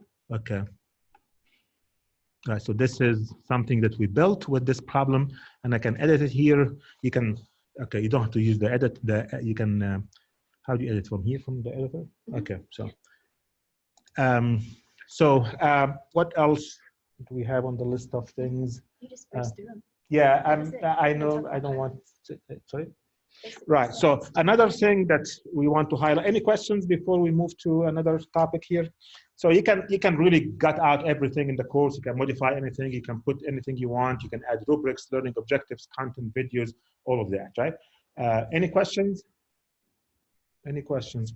If you want to share that course with somebody else, the whole course, you can go on Tools, export the entire course. It becomes a zip file. You can give it to somebody through a Google Drive, or maybe even through the website itself, the HydroLearn itself. You can post that link. As long as you post it, somebody will be able to import it just like you did in your own course today.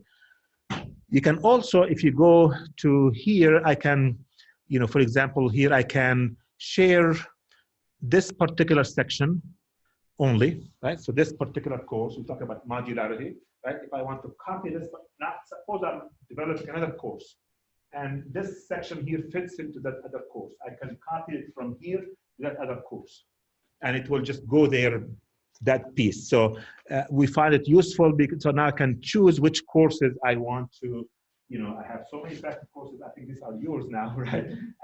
But I can embed that particular component or that particular unit into my course, into a different course. So you don't have to retype things or recreate things. You can also expose the content to Moodle, for example, right? So I don't know if I have an example here. You do have it on the slides. Right, so again, it's not too terrible. Actually, it's a simple process. This is an example of how I embedded some content into my own Moodle. This is my Moodle page at the university. I went there and I put a section that's where I imported or not imported. It's basically exposing. So this is stuff from HydroLearn. It's the live stuff. It's not copied and pasted. It's actually literally exposing what's on HydroLearn here. And this is text and stuff. There's a subsection here, the same thing. It's basically what you see there. When the students goes to Moodle, it's basically they are looking into HydroLearn with a unique ID. So they have a unique ID that exposes them to that stuff. They can do also the quizzes from the LMS, and their answers are recorded. So it's linked, and they have a unique ID that every time they come back, they use the same ID. So it has that functionality that I think is very useful. This way, it reduces the need to,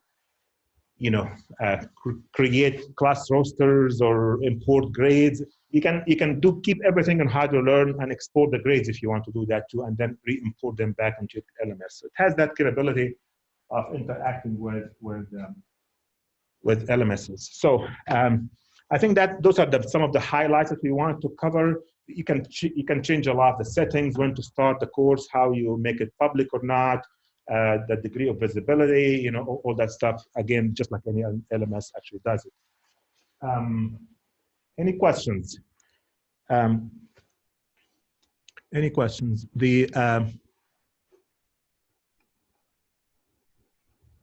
Any questions? I think this is really the part where we wanted to expose the system to you, and we have few elements left in the workshop. Part of it is this reflection on what we just looked, and I think Melissa will coordinate this part where we. Sure. So we've been here almost 2 hours, seen and heard a lot of things, and we've been in this for 2 years now, so we see the things through our own lenses. But we want to know what is it that you saw? What things about HydroLearn stuck out to you, or what did you notice? So any input is helpful. What did you all notice? What caught your attention? Just a little bit that we've seen, right? The content management seems really great, especially compared to some of the older systems like CERC. I think just kind of this first cut, like I said, that I've seen, I think it looks aesthetically pleasing and easy to use. So excited about that. Cool. Aesthetically pleasing is a good endorsement. We'll take it. But anything else that stood out to you that you noticed? In terms of the student user, it was user-friendly and easy to follow. I've worked with previous modules online, and they were not that easy, or sometimes you get confused. I didn't know the course. What is the next step? So what am I supposed to do? So that was and the quizzes at the middle of the course. That is nice because every time you are pushing yourself, what I've learned, and before going to the next step. Great, good. I'm glad you found it user-friendly. And one thing I don't know that we mentioned that HydroLearn is actually built within the edX platform, which was created by I don't remember his last name, but he's an engineer from MIT and Harvard. MIT, that's right. So the whole engine of the whole software is coming from there, actually. yeah, so we can't claim credit for how user-friendly and aesthetically pleasing it is, but we can add some things to it with some help from our team. All the learning activities, the learning outcomes, the rubrics, and all that stuff is added to the core of the system. The sharing and customization is also semi-added to it. It's not coming with all that, but yes, we are building the basis of that community. How about this idea of sharing, that you can share a course or copy pieces of it? I mean, is that something you find valuable, or do you want to see more of that, or does it really matter, or any thoughts on this? Anything that's missing? Currently, you can share a whole course with somebody that becomes their independent. I also forgot to say that Dave has a colleague who is also going to co-teach the course. You can add them as a co-author to that course. It becomes their shared course, but it's one course really. So if you do that, just realize that person can actually delete the entire course before you know. So that's another way of sharing by adding co-authors to the same course. Or if you just want to give them the whole course, it becomes theirs. Yes. So if we have a co-author on the course, is there a way to track change order? No, like Google does, for example. Yeah. No. Well, I mean, you can always branch, right? If somebody wants to, yeah, I can add your co-author, you export your own version, and then it becomes your own course, and there you are. I mean, I was just looking up to see him. Right. Okay. But I mean, I think that somebody you add as a co-author, you basically letting them into your document. They can do whatever they want. You have to trust them. I mean, you don't. Sometimes, but things happen that maybe unexpectedly. Right. So you need to probably, as with any computer tool that you're new to, you should try and keep track of the intellectual work you put into it outside of it. So you want to probably periodically export the tool just so that you've got backups. So if it goes away, you can recover it. What I've also done with HydroVision, what I will do with HydroLearn, regardless of how easy the interface is, I will probably do the writing that I want to put in Microsoft Word. And then I'll paste it into the system. And I will keep the Microsoft Word on my computer as my sort of original source. So if the system goes away, or there's a crash, or there's a whatever, I mean, the intellectual thought that I recorded, I have there, and then I have to make sure that my own computer is backed up, so that if it crashes, I mean, they say for backups, you should have many copies of different places, so hopefully HydroLearn and my computer won't crash on the same day. Some platforms like the latex or overlay now people are collaborating on, they usually track like history of the document, so people can easily return to the previous version if anything happened. Maybe that idea can be Right, so I mean, Google Yeah, Documents does that. yeah. So where systems like that are there for you, certainly use them. This is HydroLearn is a whole lot more basic than that. I mean, the technology behind something like that is actually pretty evolved. So, I mean, think of this as a content management system, a learning management system. It's not really an editor or a word. It's not one document actually. It's a lot of pieces here and there. So I think keeping to the older version is definitely a viable thing to do. But tracking individual changes. I mean, I'd be interested in hearing from some of the people we have, perhaps who've been instructors. Jeff, you use Canvas. So how does I do like the way that the HydroLearn supports myself to structure the course and to adopt the recommended practice, like really bringing up rubrics and learning objectives. I have some, I do some learning objectives and rubrics, but those are based on myself going to website and learning to devices. People have fun creating this.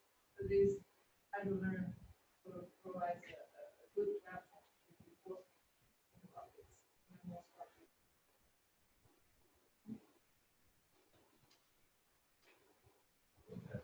So I do really like how it kind of has like a built-in quality control on how well you get to set up your course. I'm curious though, is anyone QCing new content as it comes on to make sure that it's following what the website kind of requires as its quality, as its level of quality rather? That's a great point. So one thing that we had talked about early on was having almost like a BuzzFeed, like I could upvote certain, so other faculty could come in and like upvote or downvote certain modules. But I don't know that functionality works in this platform. Yeah. We don't have, no, we did not implement that. I think we are relying on the secretary person to some extent, at least now. Only if you have access to the studio account, you can actually put content there. So we approve people who, we think are instructors in universities or, have some teaching capacity, whether as a legitimate TA or a professor. If this grows to a large number of users, of course, that manual approval will become a little bit challenging, but we address it there. As far as curating the content, I think is a different level of effort. We're trying to focus really on getting people to adopt these practices rather than did you write a good content or not. But it is something that we It's an important question. Before you know it, you may end up with a lot of junk there. So Lisa, from a perspective of MATLAB, I know there's a lot of MATLAB learning material available on the web. How much of that are you familiar with? Is there any message for us from that, or how does this work? Oh, so I think this dovetails well with the kinds of artifacts that are available in general. There, as I mentioned, some of my talks, there are videos and course examples and a couple teaching activities and code examples and all these things, but there's no rule about when to use them or how to use them. These are just individual items that are nice, but would need to be fit into some structure. And this is a way to create a structure. It's a way for an educator to create a structure. those things are out there. And those are tools for people to use, so it saves them the trouble of, in some cases, finding a data set or finding an example, or, you had that one pre-show. People may want, 10 more. The examples are out there. You're gonna have to create a course that teaches, through that. So I think that there's not, they dovetail nicely, there's not overlap. There are some courses out there. They're not in this, right? So people wanted to put their courses in, there are many courses out there that are hydrological curriculum. Someone would have to get those people to do the work.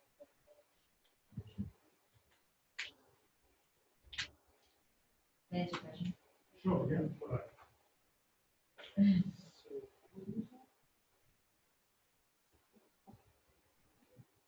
Move to the next one. Yeah, actually, so I'll just say one thing. My name is up there, and if you go to hydrolearn.org and you look at that test course again, you'll also see some instructions on how to link to HydroShare. That was the main thing I wanted to emphasize, that we don't have time to go over that today. So we're just not out of time. But there's some instructions on HydroShare, logging in and linking to apps on HydroShare. And that's within the practice course that you already put In in the your practice. And there are other activities you notice within there, so like practice, do edit content or whatever. So you can, with your copious amounts of free time, play around with the activities you create. Okay, we'll try to wrap it up in a few minutes here. So, It's up here. sorry? Okay, right. So, okay. So we have, like I said, we have a fellowship program, and we have different levels of engagement if you want to work with us. Again, the idea is to inform the development, right? This is still evolving, it's still being developed. And these are some ideas on how different faculty or instructors or people who are interested in teaching can engage with us. We thought of those 4 levels, but there could be some in between, maybe 1.5 or 3.5 or something on how we can engage. Whether, the kind of lightest level is that you find a module on HydroLearn and you want to implement it in the class and give us feedback on as an instructor how that works for you, and also how it works for the students. Another level here where that's probably one of the more extensive one, where you actually customize an existing module. You take a module and you change it, implement it, and then collect data and share it with us. Level 3 is when you create a new module altogether and you give us that feedback as a user of the platform, but you do not really implement it in the classroom because you don't have a user case for it, or not, or maybe it's too much to do to both at the same time. The level 4 is where you actually create and share it back to the system. You actually implement it in your classroom. You give us feedback on your experience developing it with the system and then using it in the classroom. So we're very flexible on how we want to engage in this. If you don't want to commit as a fellow, because there's some level of commitment in terms of working with us on collecting this data and maybe participating in some online sessions where as a group, this is something that Quasi is interested in, developing this network of people who collaborate.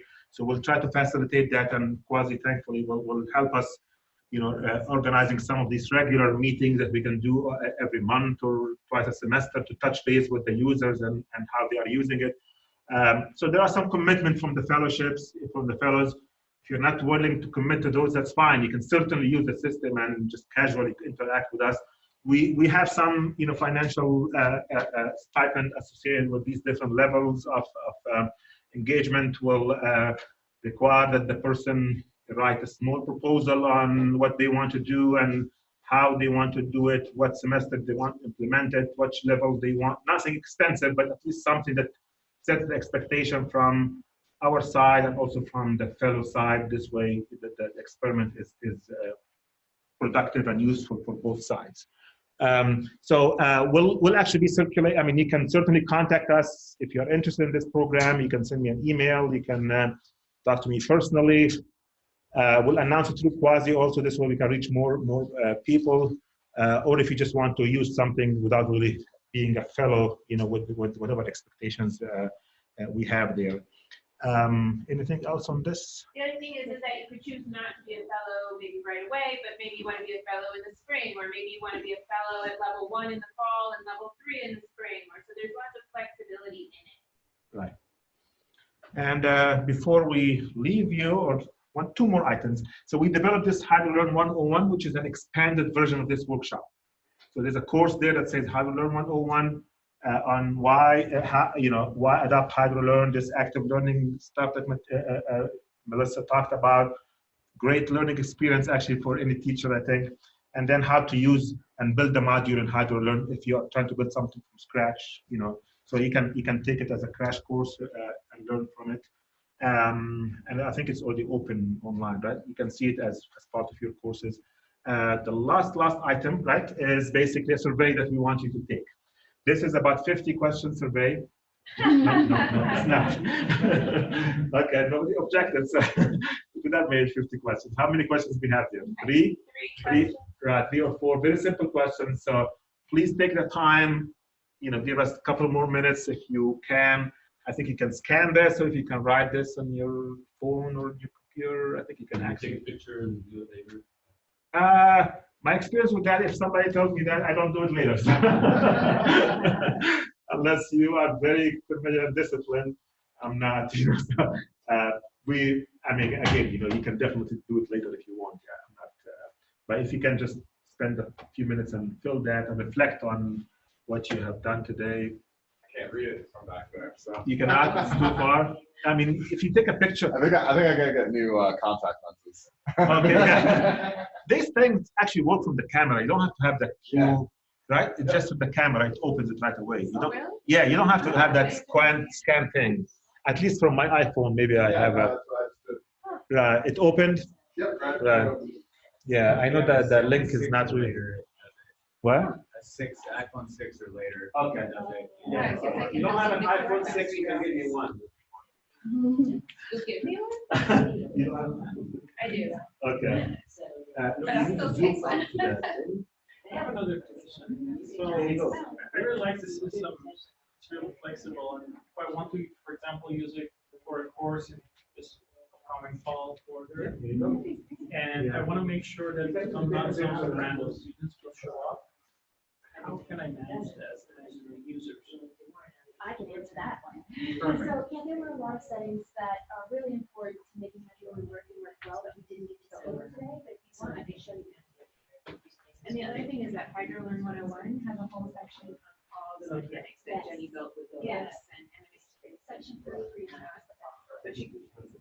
Yeah, I appreciate it. Yeah. Well, no, man, it's a Mac. I'll do what I can. You have any findings? You may need to be a pretty high level of structures that are you embrace And they have to. active learning approach before they dive into HydroLearn. That could actually be a barrier for us. Yeah. So we need to think about programming, we're trying to make it easier. Okay, we'll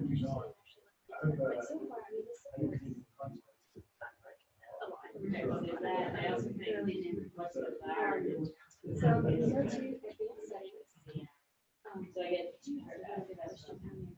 about like course visibility. So, Yeah. So I'm gonna just give the key settings for visibility and access, student access, is I just wanted to say thank you to you guys. Well, thank you, John. And we have refreshments whenever everyone's ready, available in the front area room. But thank you for doing the workshop. I look forward to working with you guys. Yeah. Thank you for if you don't want it to appear. any thoughts you guys can share with us on how we did in the workshop? I mean, was this boring? Was it engaging? Was it, if we do it in the future, we will do it in the future with other audience. Anything else? Anything we could do different? I would just see if you could run through a whole, at least student exercise, like even if it's really abbreviated, just so you get that kind of. So for me, I think so on that. Right. Just like Even that, but if they have it'd be nice to their have. normal classes you actually step through So everything. there's As long as, potentially from like the course. as long as it's something for all. It's only So only As long as there's like some directed sense, of course, it's all students kind of collaborate together.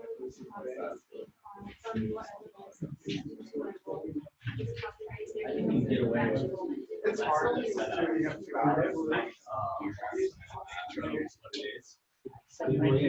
Potentially, but I guess that's just one, you know. You guys can get I have a quick question. So, for example, we created our practice course and it's published. Is there a way to bring them back into unpublished data? Yeah, that's actually what I was just showing. Let me go here. The studio, yeah. So I'm going to show you some of the advanced settings here. So if you want to like change your course visibility, this is where you would do it. There's like 3 different big ones that really control your course visibility. Let's see. So here we go. Course visibility for unenrolled learners. If you switch this to private, no one will be able to see it. And this is another one right below it, visibility in the catalog. So that's when you go to the HydroLearn web page and you saw explore courses. If you don't want it to show there, you can do this too. You can also hide the about page. Okay. And then, I'm going the wrong way. This is backwards. And then the other way that you can hide your class is by making it invitation only. So if you switch this to true, only the students who you send an invitation link to can access that course. Okay. Gotcha. Yeah, no problem. Thanks. Yeah, and in HydroLearn 101, section 3, it describes all of this stuff. Yeah, HydroLearn 101 is the place to go if you have a question. Yeah, good luck and have fun. But 2, giving all of our users the ability to do training on their own.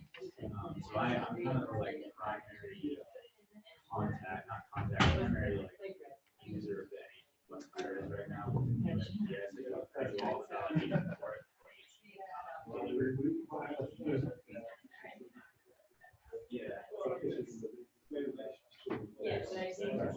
That's why we call it beta. Right. So yeah, we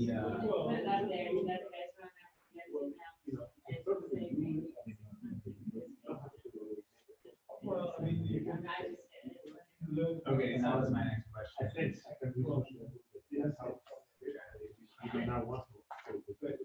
Well, so that's the thing is that we kind of, I would like to actually disclose my workshop. So we're doing a workshop tomorrow.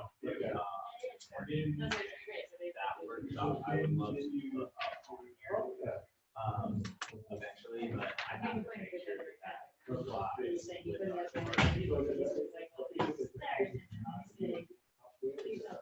So no, it's not that it's not software, it's just we would have to have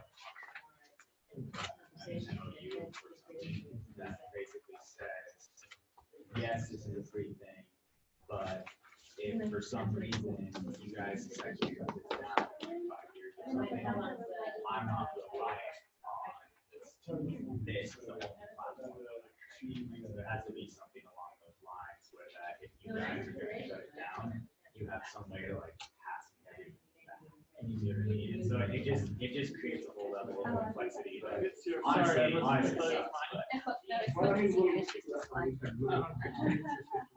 Sorry about that. We can sign it when you are in the work. Okay. Yeah. We have a legal and So I filled out the thing. Click yes on my information.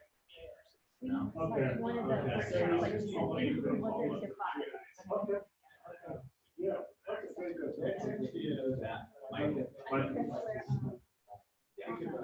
Awesome. Well, yeah, this was great. I'm glad that you.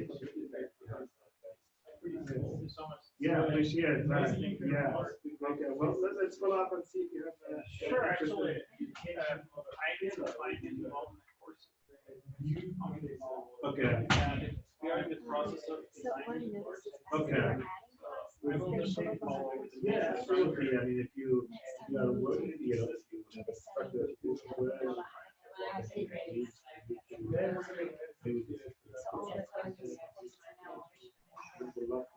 Yeah, for sure. So I don't want to delete, I don't want to take away from them. So I just want to follow up. Okay. When you add that to the Thank you. slides now, because we'll probably use these slides as the basis for any other trainings we do. I'm doing it on you. Okay, I'm glad you. So just, show those two. Yeah. Yeah, Eileen is, yeah, so she's the one who's gonna. Thank you so much again for your Yeah, no help. problem. See you around. Yeah, see ya. She's gonna show us what we have. This was. This is done by other students. Jen, you want to look at that? This is a story map. Oh.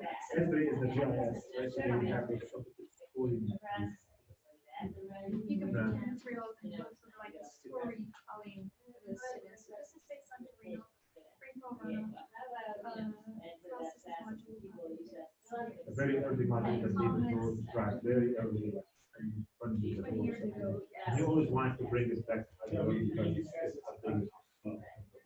big. It's an attempt to do that, right? Or she actually, because she wrote to make everything in an open educational resource of all the OERs Right. from the University of Chicago. And then that was where she started to do this. But then we had a volunteer to do things and get other websites like the Street Stat or Embed those websites. And also another problem was the equation cannot use like text editors, latex, programs. And then another one was we couldn't implement the quizzes. Like in It's not an education. So it's not So, education. right, it's more for, I don't know if you probably see it when you go on like, website, it shows you map and then like, it shows you like a storyboard. Exactly. I guess the only possibility of is right now is connected to the objects online. So you can have a interactive map or working with the vector data rather than, which is possible here as well. And then the objects online, so you can do that. So yeah, this is just an example. In chapter 1 started on these are just click on chapter 2, so you can put the figures there. We have a lot of actually, David wrote that, right? A lot of content from his own module. Yes. So that is just for the module, and she created other resources like the administration section of the physical hydrology or that is maybe intro to the physical. So what does, is this also? Yes, each of them is one, let's say, unit of the story map. And so you can click on the edit and go to the preview. So the students will basically. Yes, as a like supplemental material. Right. I mean, what can they do? They can read, they can read videos, or. So there are some YouTube videos, I guess. Let's see. It's pretty. It is very good, that's right. So did you guys create all these? No, that's the image from the blocks. Okay, yes, yes, So look, yes, yes. yeah. About the water resource management. Right. This is, for example, the map. That's something you create with, This one is created in AutoDesk Online, and then you create that with like something like. so I can. Yes. So this system is not, you cannot like do any processes here, Right. just like view or if you click on each of these, maybe some Right. legend or That's what you information. have Like where too. we have QGIS. We did with that is QGIS story because map. QGIS is That's free, nice. yeah, Yes, but this needs the support. right. We're looking at the older, the new version of the story now. Good.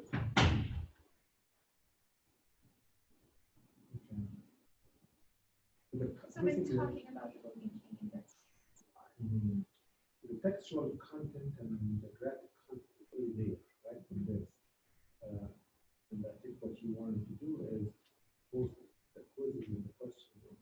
I'm not sure about her plan, if she wants to put these, probably she will, if she knows about the pipeline. I will go back and talk with her, see what are her plans. But at least for the semester, I guess she only wants the pieces, because we don't have the pieces anywhere else. This is the learning material, and probably for the next semester after the fall, she will add those stuff to the pieces and have the modules. So a simple question. Could the story map be embedded in Hydro? Yeah, I'm thinking about it. Is it secure? Hmm? Is it secure? HTTPS? Must be. Yeah, then it'll work. We can do a very large version. Actually, what is the whole page? So I think they could do a story map and put that in a section of HydroLearn, make a module, make a unit. And then you can go So through HydroLearn, you could see, you could read this, and then you would click to the next page and you could get a check your understanding. That way with all. There's other stuff that I don't think anymore. Thank you, yeah. Yeah, probably that's fine, because Yeah, we can test now we it have out. the quiz and the course material. or whatever it is. But you wouldn't have to modify or change anything. Yeah, embed the link, because it's not gonna change. Right. And, I recommend, probably we can release as some example, Jupyter notebook code Okay. for some exercise or assignments the students go through. So if you can embed that, either share it with the here as well, so that everything's one. So there's no backwards, right? And it could be then what elements. Canvas, yeah. Oh, okay. You can just embed it all, then you can take the HydroLearn. And then the grades was already in. Okay, see you at 6. Remember, for debrief. Okay. Do we actually need to have a debrief? Well, I mean, sure, where are you going to get? Are you questioning the 6 o'clock meeting in general, or just whether it's actually a debriefing or not? Whether we need to have a debrief meeting. Okay. Well, yeah, I mean, so where are you meeting at 6? We can meet in the lobby Okay. Here. At the hotel. at the hotel. Is that hotel is fine? Sure. Okay. Okay. Yeah, you can always text me what today is. Yeah, okay, I will do that. Imran, so there's another session in here in Okay. 10 minutes. So we Right. just wanted to start. So, but yeah, now we're gonna, you can send me the home page of that. It's really short. Of the story map, and I can see if it's actually more. Yeah. Yeah, I didn't need it on Monday. email. Yes, and yes, talk about it right. on Monday. Right. Sorry.